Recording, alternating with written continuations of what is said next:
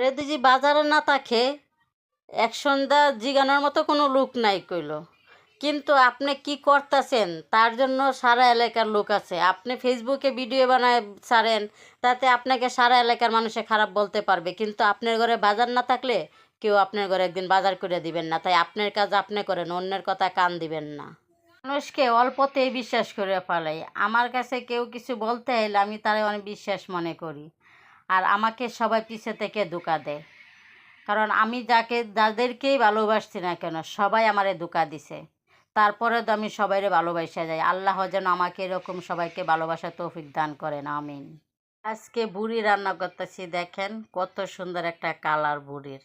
আর দেখেন বুড়ির কাটার অবস্থা দেখছেন, আমার হাজব্যান্ডে কাটছে, এত ছোট করে কাটছে, মানে কি বলবো।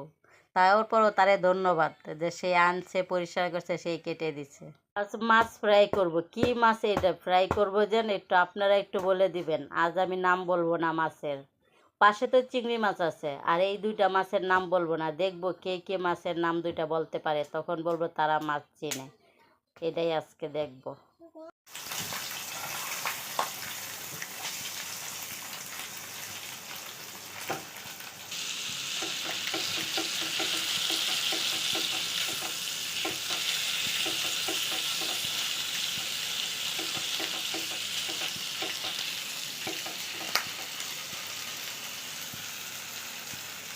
যে পরিবারে বড় বলদ আছে ওই পরিবারে কোনো সময় মাইয়া বিয়া দিতে নাই। ছোটো ছোটো ছেলের কাছে বিয়া দেন, কিন্তু বড় নিজের ছেলে না, ওটা তো বলদ, ওর কাছে বিয়া দিতে যাবেন না। কারণ ওর কাছে বিয়া দেওয়ার থেকে মেয়ে ঘরে থাকা ভালো। ওর তো সম্মান নাই, আর ওর সাথে যে থাকবে তারও সম্মান নাই। কথাটা বাস্তব।